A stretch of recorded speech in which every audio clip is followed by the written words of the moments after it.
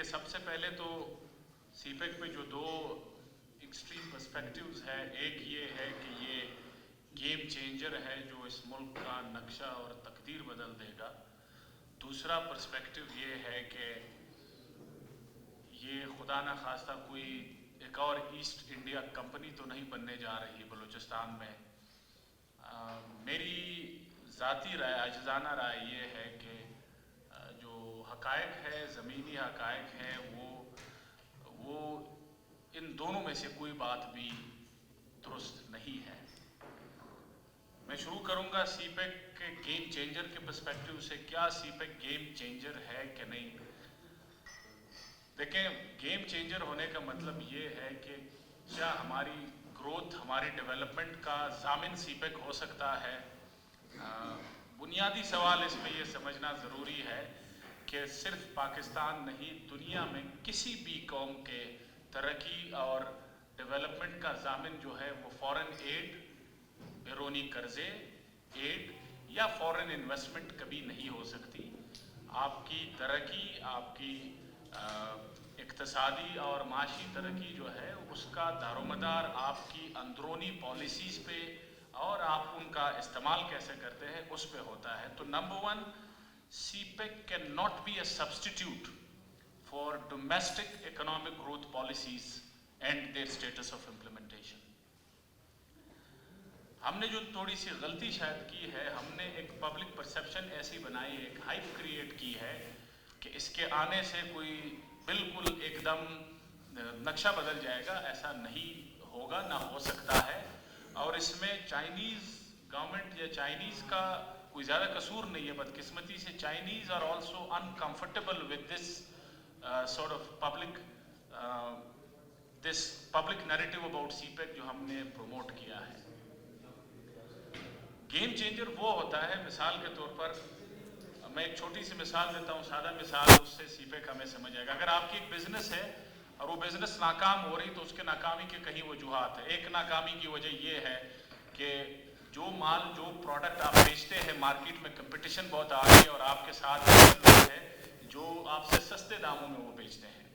دوسری ناکامی کی وجہ وہ یہ ہو سکتی ہے کہ آپ کی جو سکلز ہے، آپ کا جو ادھر بزنس میں جو آپ نے لوگ بٹھائے ہیں، یا سیلز مین اچھا نہیں ہے، یا آپ جہاں سے سپلائی لیتے ہیں وہ مہنگا ہے، یا اس میں کوئی مارکیٹ سے دوری کی وجہ سے کاسٹ ایکسٹرا پڑتی ہے. میں مختلف مثالیں دے رہا ہوں. یہ بھی ایک کاسٹ ہو سکتی ہے کہ جی انرجی تک، بجلی آپ کے پاس نہیں ہے، روڈ انفراسٹرکچر کمزور ہے. اب روڈ، کوئی بجلی کا کھمبا لگانا یا road banana in and it self ترقی کی طرف نہیں لے کے جاتا. اس کا جو وائڈر ڈیولپمنٹ پیکیج یا گروتھ پالیسی کا ایک اہم پلر تو وہ ضرور ہوتا ہے، بٹ وہ اکیلے اس بات کا ضامن نہیں ہوتا. تو ہوتا کیا ہے، آپ نے بطور بزنس اپنی یہ حالات دیکھی کہ یہ بہت خرابی کی طرف جا رہا ہے. آپ کسی دو سے ادھار لیتے ہیں اور سامنے والا روڈ بھی ٹھیک کر دیتے، دکان یا بزنس کے فرنٹ کا انفراسٹرکچر بھی ٹھیک کر دیتے اور اچھی لائٹیں بھی لگا دیتے ہیں. تو اس سے آپ کا کیا بزنس آگے جائے گا؟ اسے ہو سکتا ہے اگر پہلے آپ کا کسٹمر جتنا تھا اس میں کوئی 5 سے 10% امپرومنٹ آ جائے گی، لیکن اس سے کوئی میجر خاطر خواہ تبدیلی نہیں آئے گی. اچھا، اس میں آپ کے اس دوست کا کوئی قصور نہیں ہے جس سے آپ نے ادھار لیا ہے. یہ تو آپ کا کام ہے کہ آپ تعین کریں کہ آپ کو کیا چاہیے اور ان میں سے کون سے اقدامات آپ خود اٹھائیں گے اور کون سے آپ دوسروں کی مدد لیں گے. So in other words, game changer تب ہوتا ہے جب آپ گروتھ کے اسٹرکچرل بیریئرز ہے پاکستان میں ان کو ایڈریس کریں گے. اور وہ گروتھ کے بیریئرز میں سے ایک دو اہم بیریئرز انفراسٹرکچر اور انرجی کے گیپس تھے جس کو سی پیک کے تھرو ایڈریس کیا جا رہا ہے.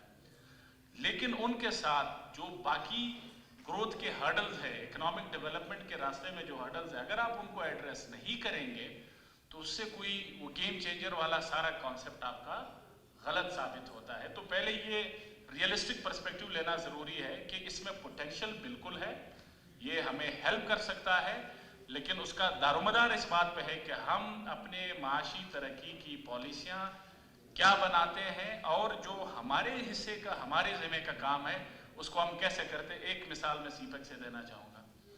تقریباً پچھلے 7 سال میں، اس میں کوئی شک نہیں، 7,000 کے قریب मेगा वाट एनर्जी पैदा करना शुरू कर दी। Additional power generation capacity Pakistan की पैदा हुई है 7,000 मेगावाट सीपेक की वजह से। हमने 7 साल इतनी बिजली पैदा कर दी, 7 सालों में हमने ट्रांसमिशन और डिस्ट्रीब्यूशन पे फोकस नहीं किया।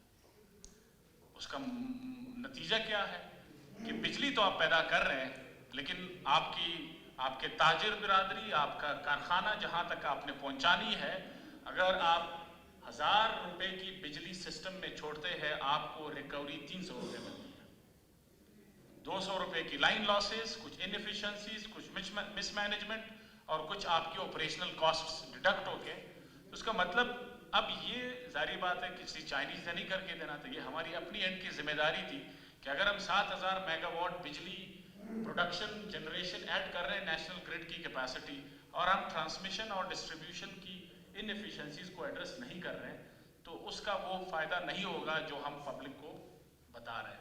ये हमारे इस तरह की बहुत सारी और बातें जो मेरे ख्याल से यहाँ पे दीगर पैनलिस्ट ने राइटली आइडेंटिफाई की है। तो ये तो नंबर 1, ये जो 2 एक्सट्रीम बयानिए है कि या ये तो बिल्कुल तबाही की तरफ लेके जाएगा या ये बिल्कुल ही हमें कोई पाकिस्तान को जन्नत बना देगा, इन दोनों में से दोनों बातें अपनी जगह इनमें खामियां है।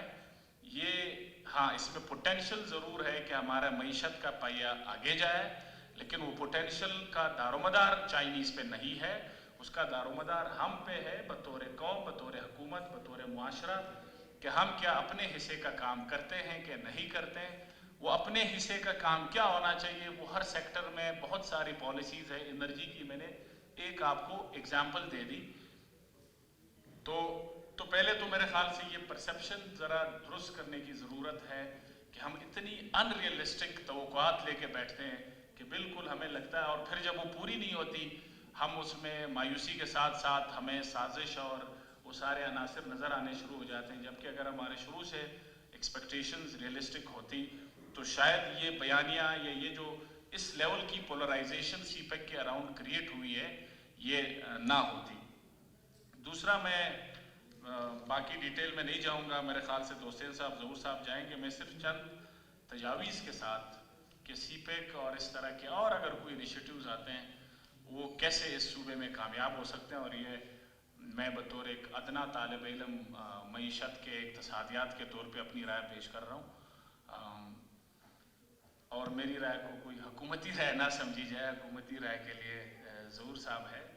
नंबर 1, बतौर एक डेवलपमेंट के स्टूडेंट के, मैं नहीं समझता कि अमन के बगैर तरक्की हो सकती है। कोई भी सीपेक, कोई भी डेवलपमेंट, मेगा डेवलपमेंट इनिशिएटिव के लिए प्री रिक्विजिट है इस्टेब्लिशमेंट ऑफ ड्यूरेबल पीस। जब तक पायदार अमन नहीं होगा, इंसर्जेंसी, कॉन्फ्लिक्ट और डेवलपमेंट साथ साथ नहीं चल सकते।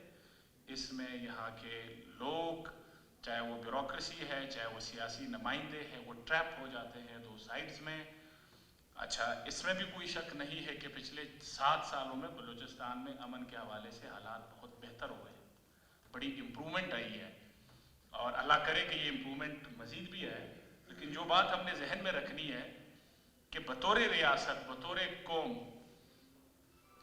इस बात पे 2 बातें हमें हमेशा मेरे ख्याल से याद रखनी चाहिए। नंबर 1, लो लेवल का कॉन्फ्लिक्ट बलूचिस्तान में चलता रहेगा, यानी आप कॉन्फ्लिक्ट को 100% बज़ोर ताकत के ज़ोर पे ख़त्म हम नहीं कर सकते। रियासत ताकत के ज़ोर पे कंट्रोल कर सकता है, उसकी स्केल और इंटेंसिटी को कम किया जा सकता है, मुकम्मल तौर पे कॉन्फ्लिक्ट ख़त्म नहीं हो सकता।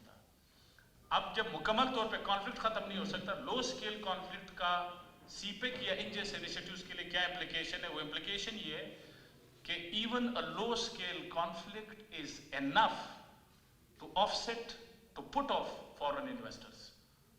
3 महीने में एक छोटा सा अटैक, एक छोटा सा धमाका काफ़ी है किसी भी इन्वेस्टर को भगाने के लिए। तो पहले हमें इस खुशफहमी से, चूंकि जिस तरह एक वालिद साहब जो होते हैं घर के बड़े होते हैं, वो बड़ों की तरह सोचते हैं, वो हर एस्पेक्ट को लेते हैं, तो हमें इस खुशफहमी में रहने की बजाय कि हालात बिल्कुल ठीक हो गए और हम आगे जाएं और इस तरह की चीज़ें बगैर किसी उसके इम्प्लीमेंट करें। तो नंबर 1 तो ये कि बिल्कुल हालात बेहतर हुए हैं, लेकिन फॉरेन इन्वेस्टर्स को अगर हमने लाना है, सीपेक जैसे इनिशिएटिव्स कामयाब करने हैं, लोगों की पार्टिसिपेशन करवानी है, तो उसके लिए ये लो स्केल कॉन्फ्लिक्ट का भी उतना ही एक डेटरेंस है, एक नेगेटिव इम्पैक्ट है जो किसी बड़े कॉन्फ्लिक्ट का है। तो अमन। नंबर 2, जो मैंने पहले बात की उसको सिर्फ PSDP एनुअल डेवलपमेंट प्लान हमारे सेक्टोरल पॉलिसीज का मुतबादिल सीपेक नहीं हो सकता। हमें अपना 20 साला, 15 साला, 5 साला, 1 साला तरक्याती vision, growth policies, sectoral plans लाने होंगे। उसमें फिर हम फिट करेंगे कि इसमें किस कंपोनेंट में सीपेक फिट होता है और कहाँ से हमें कोई खारिजी मदद चाहिए, तब उस मदद का हम फायदा ले सकते हैं। तीसरा, बलूचिस्तान में एनर्जी के हवाले से जो 2 बड़े मसले हैं, एक पे इस गवर्नमेंट में काफ़ी वो बात आगे बढ़ी है, ये 7,000 अगर 10,000 मेगावाट बिजली भी सीपेक के तहत पैदा हो, बलूचिस्तान को उसका खास फायदा नहीं मिलना 2 बातों की वजह से। नंबर 1, गवादर पर मकरान रीजन नेशनल ग्रिड से कनेक्टेड ही नहीं है, तो वो बिजली पहुंचेगी कैसे?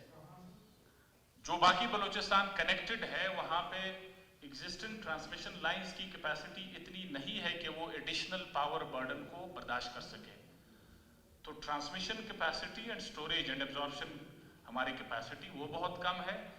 इस हुकूमत में ये एक बड़ा अच्छा कदम हुआ है, ज़हूर साहब आई होप उस पर हाईलाइट करेंगे कि मकरान रीजन की नेशनल ग्रिड से कनेक्टिविटी के लिए ट्रांसमिशन लाइन फेडरल PSDP में उस पर भी काम भी शुरू होने वाला होगा।